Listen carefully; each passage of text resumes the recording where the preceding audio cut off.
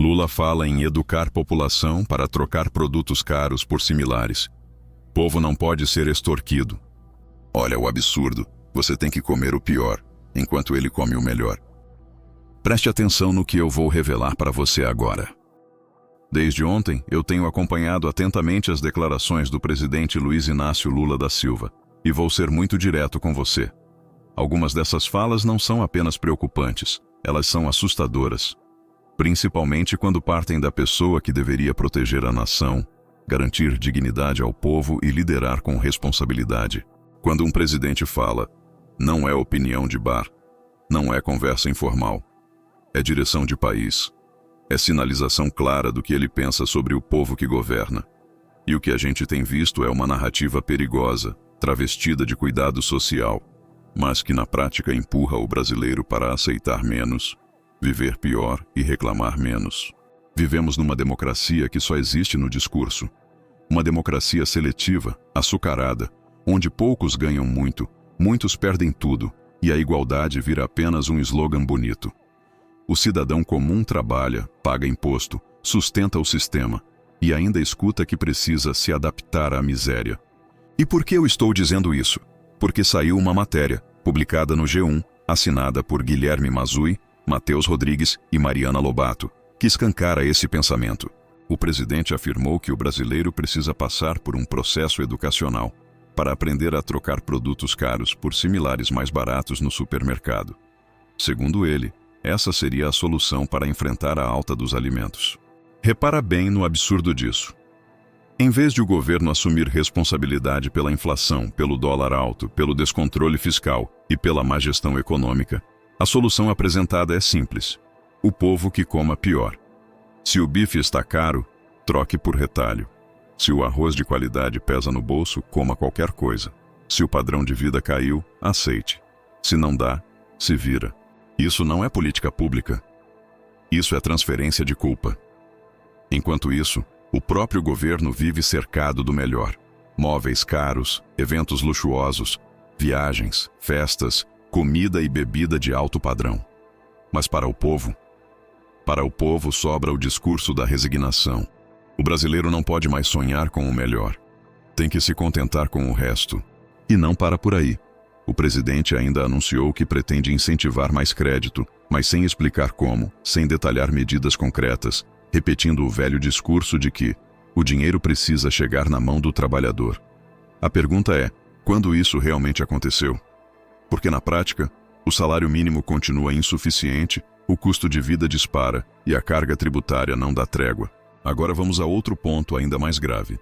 Saiu também uma matéria no R7, direto de Brasília, mostrando outra fala preocupante do presidente. A pressão para regulamentar as redes sociais. Segundo ele, se o Congresso não agir, o STF vai agir. Ou seja, ou aprova ou impõe. Isso tem nome, e o nome é censura. Disfarçada de responsabilização, de combate ao ódio, de defesa da democracia. Mas o efeito é claro: controle do discurso, intimidação, medo. Principalmente em ano pré-eleitoral. Ninguém aqui é ingênuo. O que incomoda não é a mentira, é a crítica. Não é o excesso, é a discordância. Quando o governo começa a falar em regular o que pode ou não ser dito, o sinal de alerta precisa tocar alto. E por que isso agora? Porque o mundo está mudando. Porque narrativas estão ruindo. Porque lideranças globais mostram que o jogo virou. E quem vive de controle sente medo quando perde terreno. A resposta? Calar. Por isso eu digo uma coisa muito clara para você que está assistindo. Não aceite consumir o pior como se isso fosse virtude. Trabalhar duro, sustentar família, pagar impostos, não pode resultar em viver com menos dignidade. Você não tem que se adaptar à incompetência do governo. É o governo que tem que responder às suas necessidades. Lute pelo melhor. Cobre, questione, fale. Não se cale. Porque um país digno não é aquele onde o povo aprende a se virar com migalhas, mas aquele onde quem governa aprende a servir. Sejam bem-vindos ao canal. Aqui você fica por dentro do que realmente acontece nesse cenário político cada vez mais turvo, instável e perigoso. Lula, o trabalhador brasileiro não é o problema. O problema é um governo que perdeu completamente a noção da realidade. Quem acorda às 5 da manhã, pega ônibus lotado, enfrenta patrão abusivo, imposto sufocante e mercado cada vez mais caro, não precisa de educação para comer pior. Precisa de salário que preste, imposto justo e um governo que pare de empurrar a conta da própria incompetência para o povo. Dizer que o trabalhador deve trocar alimento de qualidade por resto barato não é política social, é desprezo. É admitir o fracasso e ainda culpar quem produz a riqueza desse país. O trabalhador não quer luxo, quer dignidade. Quer sentar à mesa com a família e comer bem, sem culpa, sem humilhação e sem ouvir sermão de quem vive cercado do melhor. Enquanto o brasileiro é orientado a se adaptar à carestia, o Estado segue gordo, caro e ineficiente. A máquina pública nunca faz dieta. Quem emagrece é sempre o prato do povo. O ajuste nunca começa em Brasília, começa na geladeira do trabalhador. E não venha falar em democracia enquanto ameaça censurar redes sociais. Trabalhador precisa de voz, não de mordaça. Quem vive da própria força de trabalho sabe que, quando o governo tenta calar, é porque não consegue convencer. Liberdade de expressão não é privilégio de elite, é ferramenta de defesa do povo. O trabalhador brasileiro não quer esmola, não quer discurso bonito e não quer ser tratado como incapaz. Quer respeito. Quer políticas que aumentem produtividade, reduzam impostos sobre consumo, barateiem comida, energia e transporte. Quer crescimento real, não propaganda. Chega de romantizar pobreza. Chega de normalizar viver pior. Chega de jogar a culpa no povo.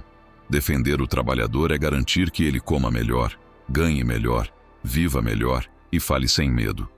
Qualquer governo que faça o contrário não está do lado do povo. Está contra ele, e o trabalhador está acordando.